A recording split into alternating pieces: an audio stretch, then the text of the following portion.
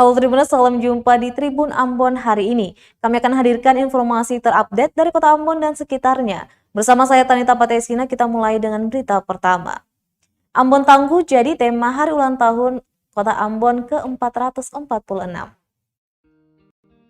Pencanangan Hari Ulang Tahun Kota Ambon ke-446 tahun 2021 digelar pemerintah di Tribun Lapangan Merdeka, kawasan Pos Kota, Kecamatan Sirimau, Jumat 27 Agustus 2021 pagi. Wali Kota Ambon Richard Lohanapesi mengatakan tema perayaan ulang tahun kali ini yakni Ambon Tangguh. Lohanapesi menjelaskan tema Ambon Tangguh memiliki makna harapan dan semangat agar Kota Ambon kuat di tengah pandemi COVID-19. Lohanapesi menambahkan perubahan signifikan terjadi selama pandemi COVID-19, bahkan mengganggu kehidupan pribadi dan sosial kemasyarakatan. Dia pun berharap agar warga tak hilang arah dan kepercayaan, serta yakin pandemi bisa segera berakhir. Acara pencanangan Hari Ulang Tahun Kota Musik ini ditandai dengan pemukulan tifa oleh Lohanapesi, didampingi Wakil Wali Kota Ambon Syarif Hadler. Dalam rangkaian pencanangan juga dilakukan selebrasi vaksinasi COVID-19 bagi seluruh lapisan masyarakat.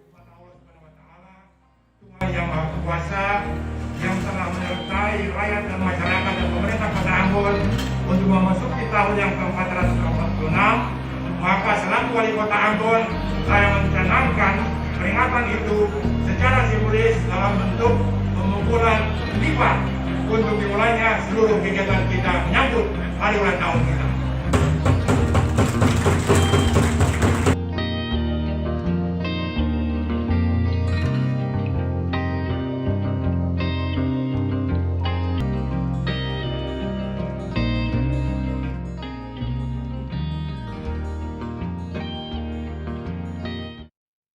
Jelang HUT Kota Ambon ke-446, Pemkot Ambon gelar pekan selebrasi vaksinasi COVID-19, targetnya 4.460. Jelang Hari Ulang Tahun Kota Ambon yang ke-446, pemerintah Kota Ambon menggelar selebrasi vaksinasi COVID-19 di Tribun Lapangan Merdeka, Kecamatan Sirimau, Kota Ambon, Jumat 27 Agustus 2021. Hal tersebut disampaikan Wali Kota Ambon Richard Lohanapesi saat usai pencanangan HUT Jumat pagi. Selebrasi vaksinasi khusus ini menargetkan sebanyak 4.460 orang yang akan divaksin. Vaksinasi dibagi menjadi 2 titik bagi anak usia 12 hingga warga usia 30 tahun serta ibu hamil di Tribun Lapangan Merdeka Kota Ambon. Sedangkan di Patimoral Park bagi masyarakat umum usia 30 tahun ke atas. Selebrasi vaksinasi akan berlangsung hingga 2 September mendatang. Pantauan tribunambon.com di lapangan, selebrasi vaksinasi dimulai pukul 9 waktu Indonesia Timur. Bahkan sebelum pukul 8 pagi, masyarakat Kota Ambon sudah berbondong-bondong mengantri untuk mendapatkan vaksinasi. Sebelumnya dalam memutus mata rantai penyebaran COVID-19, pemerintah Kota Ambon telah menargetkan sebanyak 274.000 masyarakat kota yang akan divaksin. Dan sudah sebanyak 141.000 warga telah mendapatkan suntikan vaksin yang pertama. Sedangkan dari target 33.000 pelajar, di Kota Ambon tercatat sebanyak 9.000 pelajar yang siap divaksin dalam selebrasi kali ini.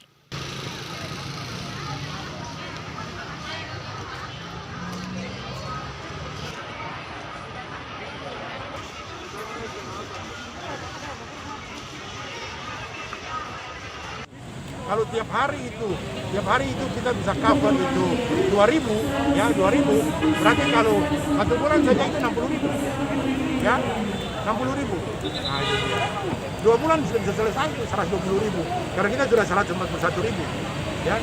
Nah, bukan dilaksanakan oleh Pemkot saja, terbuat vaksinasi oleh TNI Polri, ya itu juga luar biasa. Kemudian juga oleh instansi lain, seluruh jarak hidup. Karena hanya dengan herd immunity kita akan mampu untuk bisa beraktivitas sampai di normal, ya. Seluruh kampung sampai dapat tempat sampah ya Pak? Semua dapat, memang kita bantu.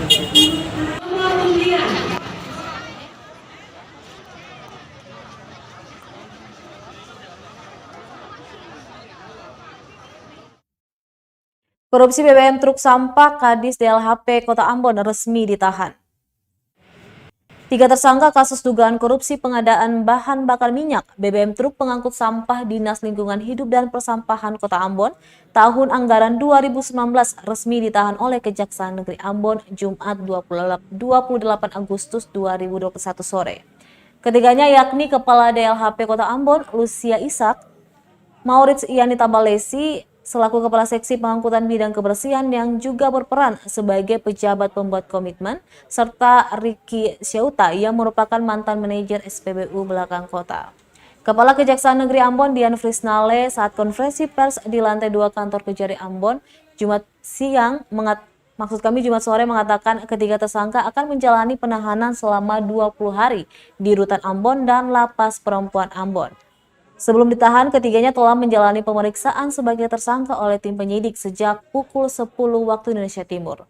Usai diperiksa, ketiganya kemudian digiring menuju mobil tahanan berplat polisi DE 8496 AM dengan mengenakan rompi orange. Nale menyebutkan perbuatan ketiga tersangka merugikan 3,6 miliar rupiah keuangan negara. Sesuai hasil penyelidikan, ketiga tersangka diancam pidana sebagaimana diatur dalam pasal 2 ayat 1 atau pasal 3 Jo pasal 18 Undang-Undang Nomor 31 Tahun 1999 tentang pemberantasan tindak pidana korupsi sebagaimana diubah dengan Undang-Undang Nomor 20 Tahun 2001 tentang perubahan atas Undang-Undang Nomor 31 Tahun 1999 tentang pemberantasan tindak pidana korupsi Jo pasal 55 ayat 1 ke 1 KUHP.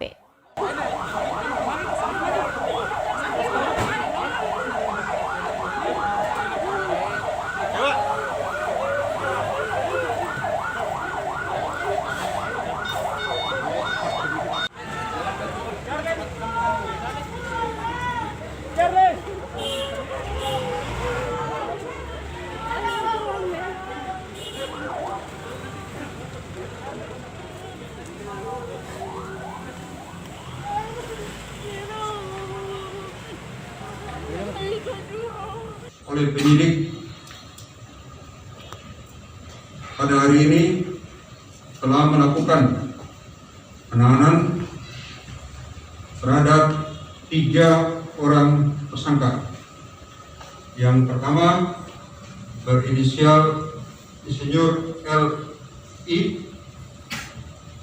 dan yang kedua berinisial RMS dan yang ketiga berinisial MYT.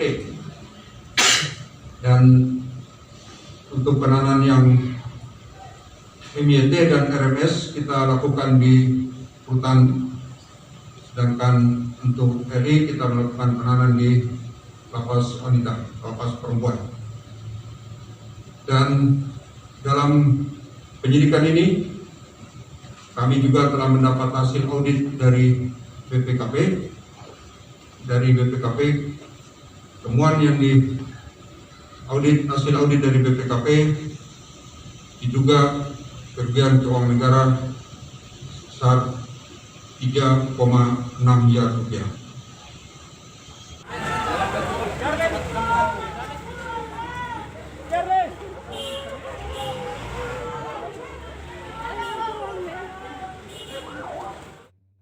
Tribuners, kita beralih ke berita selanjutnya. Pasca aksi mogok angkot di Kota Ambon sudah kembali beroperasi. Angkutan kota atau angkot berbagai trayek di Kota Ambon kembali beroperasi setelah aksi mogok Kamis 26 Agustus 2021. Pantauan tribunambon.com, angkutan dengan warna plat nomor kuning itu sudah berlalu lalang di jalanan kota berjuluk Manisa ini. Terminal angkot yang sebelumnya sepi kini sudah dipenuhi puluhan kendaraan. Salah seorang sopir angkot Usman Daeng Kule mengaku dirinya sudah sejak pagi tadi melayani penumpang. Angkot lainnya juga telah kembali beroperasi seperti biasanya, meskipun harga tarif angkot belum dinaikkan pemerintah sesuai tuntutan mereka. Diberitakan ratusan sopir angkot menggelar aksi mogok menyikapi kenaikan BBM Pertalite, khusus PLK, serta penghapusan BBM Premium. Para sopir pun mendatangi DPRD Kota Ambon untuk menyampaikan tuntutan mereka. Kepala Dinas Perhubungan Kota Ambon, Robi Sapulete, yang menemui para sopir pun memastikan akan menaikkan tarif angkot sebagai solusi kenaikan harga BBM serta penghapusan premium. Direncanakan tarif baru angkot mulai diberlakukan 7 September, bertepatan dengan hari ulang tahun Kota Ambon.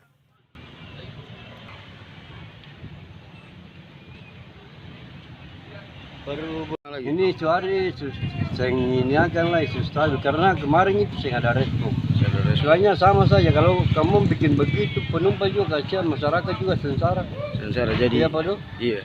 Jadi Om mencari saya seperti biasa. Mencari saya seperti biasa. Oh, Masalah tarifnya belum bisa kasih naik karena belum ada ini dari perhubungan. iya, Tetap perlu. kayak biasa. Tetap kayak biasa. Susah ini. Jadi kalau ada supir angkot kasih naik ini kita bisa tindak lanjut gitu karena belum ada ini dari perhubungan. Perhubungan ya, Pak. Jadi ketemu hari ini mencari seperti biasa. Mencari seperti biasa. Oke. Om nama siapa? Nama Usman Dengkul ya. Usman lain pula.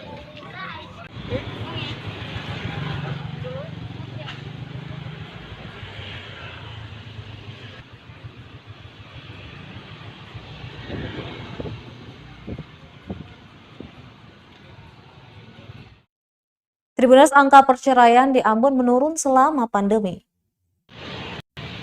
Angka perceraian di Kota Ambon disebut menurun selama pandemi COVID-19. Terhitung sejak Januari hingga Desember 2020, terdata 800 kasus perceraian. Dilanjutkan Januari hingga Agustus 2021 baru ada 320 kasus. Dari 320 perkara yang terdaftar, hanya 253 kasus yang berakhir perceraian. Hal tersebut disampaikan oleh Humas Pengadilan Agama Ambon, Ismail Warnangan, saat ditemui tribunambon.com di kantor PH Ambon, Jalan Raya Kebun Cengke, Sirimau, Kota Ambon, Kamis 26 Agustus 2021 sore.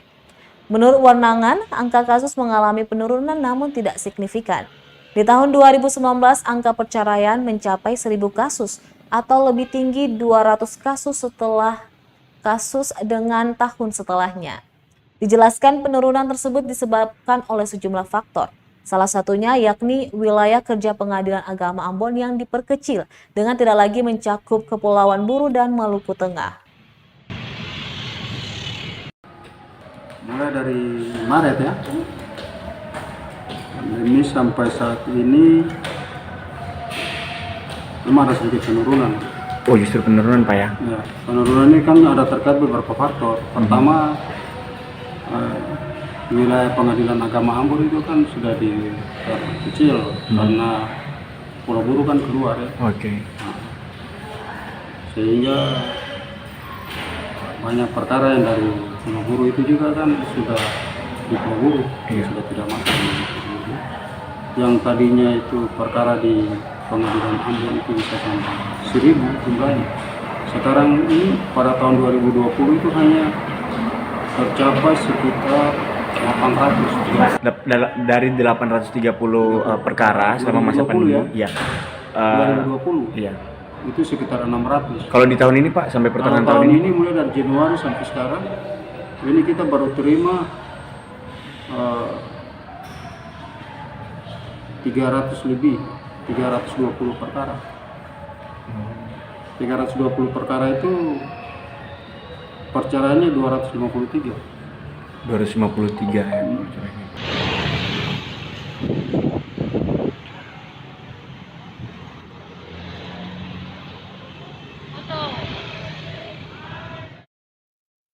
Bincang ekspor PLH Sekda sebut prioritaskan rempah Maluku jadi primadona dunia.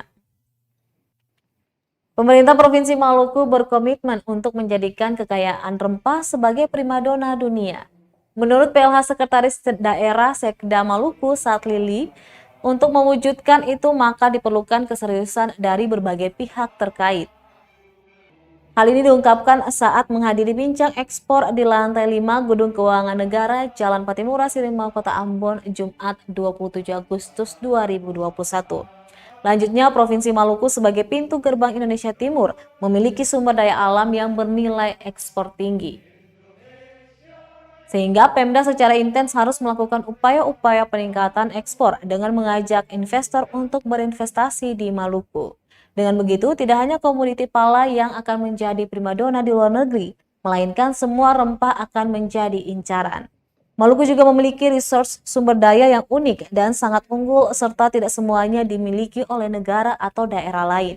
Dibentuknya tim percepatan juga sangat membantu proses ekspor dengan lebih cepat ke negara lain secara terstruktur. Selain itu, beberapa eksportir baru telah berhasil kita lahirkan baik dari sektor perikanan seperti tuna, frozen kepiting, lobster, dan lainnya.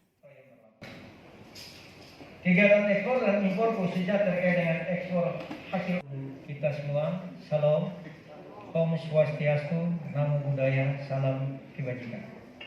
Publis yang bisa kita informasikan kepada para pelaku, kita berharap bahwa informasi ini bisa mendorong nanti pemahaman yang sama.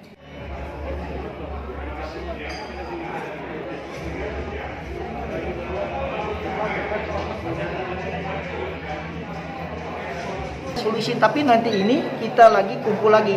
Pertemuan hari ini bukan akhir daripada kita mengambil suatu keputusan, tapi ada pelaku usaha yang nanti kita minta lagi, kita detail lagi berbagai permasalahan, dan mungkin solusinya ada suatu wadah, apakah dalam bentuk BUMD atau yang lain, untuk sebagai itu link mereka, itu informasi pasar mereka, sehingga semua itu terkumpul sini. Karena barang kita nanti dibawa ke Surabaya baru ekspor.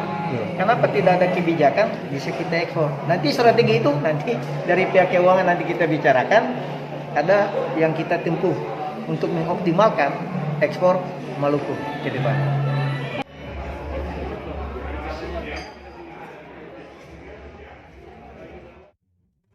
Pelaku usaha mengeluh soal ekspor. Bea Cukai Maluku pastikan bantu pemerintah daerah atasi masalah.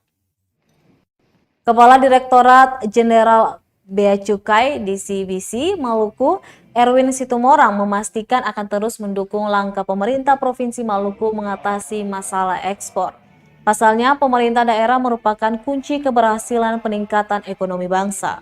Dukungan penuh akan diberikan, apalagi mengingat banyak kendala yang terungkap dalam dari pelaku usaha saat kegiatan bincang ekspor yang digelar kantor wilayah Direktorat Jenderal Bea Cukai Maluku. Salah satunya yakni kesulitan mencari pasar potensial untuk memasarkan produknya secara internasional. Sehingga dia mengapresiasi langkah Pemda untuk mencarikan solusi bagi para pelaku usaha agar lebih efisien dalam meningkatkan produktivitas. Selain itu, dia menilai UMKM menjalankan usahanya sendiri sehingga biaya pengeluaran semakin besar. Untuk itu, adanya wadah atau unit usaha yang akan dibuat pemerintah dipastikan sangat membantu mereka dalam proses ekspor ke negeri lain. Unit usaha yang akan dibangun pemerintah juga akan menurunkan biaya pengeluaran dari pelaku usaha. Dia berharap apa yang Bea Cukai dan instansi lainnya buat ini bisa bermanfaat bagi pelaku usaha ke depannya. Di lain pihak, PLH Sekda Maluku saat Lili mengakui pemerintah akan membentuk suatu wadah berupa badan usaha milik daerah atau BUMD yang khusus bertugas membantu pelaku usaha melalui ekspor ke negara lain.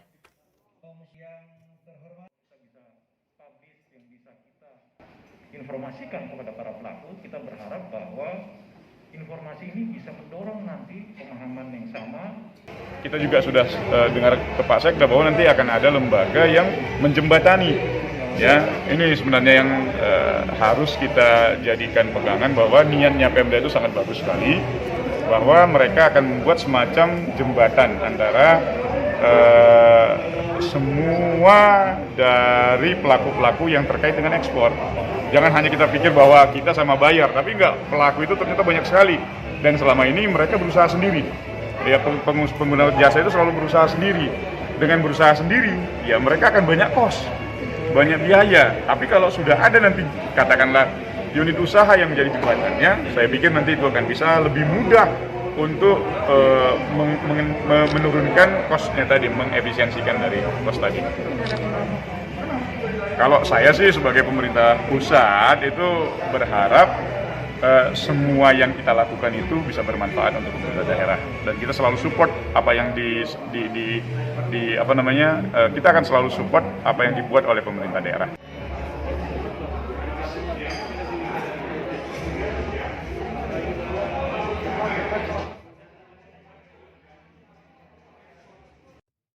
Terus dorong electrifying lifestyle, PLN UP3 Ambon bentuk komunitas motor listrik. PT Perusahaan Listrik Negara PLN terus gencar memperkenalkan transportasi menggunakan tenaga listrik. Untuk kali ini, PLN Unit Pelaksana Pelayanan Pelanggan UP3 Ambon membentuk komunitas pengendara motor listrik bernama Electric Motorcycle Community (EMC) Club of Ambon di PLTD Poka Kecamatan Teluk Ambon, Jumat 27 Agustus 2021 pagi. Manajer PLN UP3 Ambon, Yus Rizal, mengungkapkan tujuan kegiatan launching EMC ini untuk memperkenalkan bagaimana menggunakan motor listrik agar terciptanya lingkungan go green. Selain itu juga motor listrik ini diklaim lebih ramah lingkungan, lebih murah biaya operasionalnya, serta biaya perawatannya yang rendah dibandingkan sepeda motor dengan menggunakan bahan bakar bensin. Lanjut, ia katakan komunitas ini dibentuk sebagai salah satu cara untuk merubah mindset masyarakat utamanya dalam pemakaian motor listrik. Pasalnya motor listrik ini tidak menggunakan bahan bakar bensin, sehingga mengurangi penggunaan sumber daya alam. Diketahui acara launching EMC Club of Ambon dilanjutkan dengan para pimpinan PLN dan anggota komunitas melakukan touring menuju kantor PLN Unit Layanan Pelanggan Ambon. Ya, jadi teman-teman wartawan terima kasih. Jadi kegiatan kita kali ini launching EMC Electric Motorcycle Club of Ambon. Ini tujuannya adalah memperkenalkan kembali bagaimana menggunakan motor listrik. Jadi satu, ini program pemerintah, kita mendukung program pemerintah, terus untuk menciptakan lingkungan yang go green. Artinya motor listrik ini tanpa suara, terus dia tanpa mengeluarkan asap. Nah, dengan adanya tadi kita juga memperkenalkan sosialisasi ke masyarakat.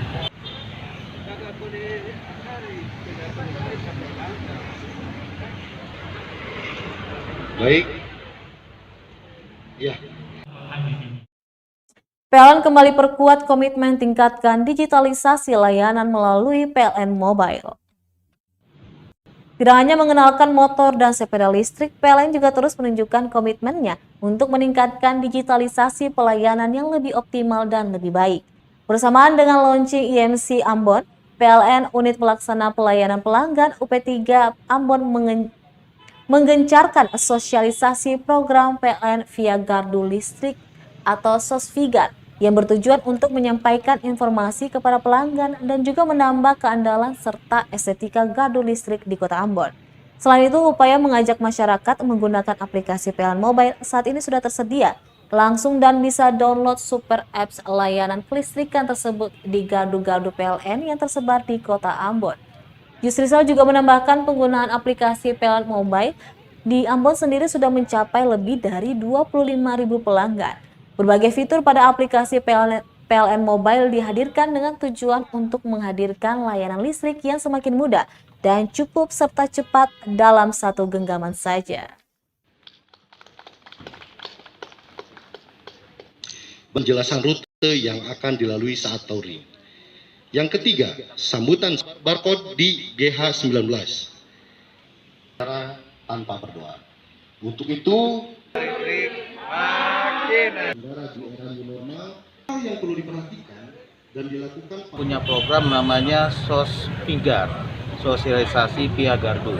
Jadi kalau Bapak lihat di situ di gardu kita di sebelah sana dan yang kita kunjungi tadi itu ada informasi promo-promo PLN seperti PLN Mobile dan yang lain-lainnya nanti di gardu.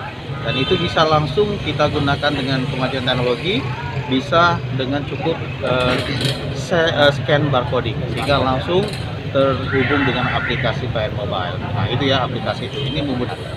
Nah ini mudah-mudahan kita sosialisasikan ini dapat membantu masyarakat sehingga masyarakat menjadi lebih tahu dan bisa memanfaatkan apa yang sudah difasilitasi oleh PLN. Demikian. 3, 2,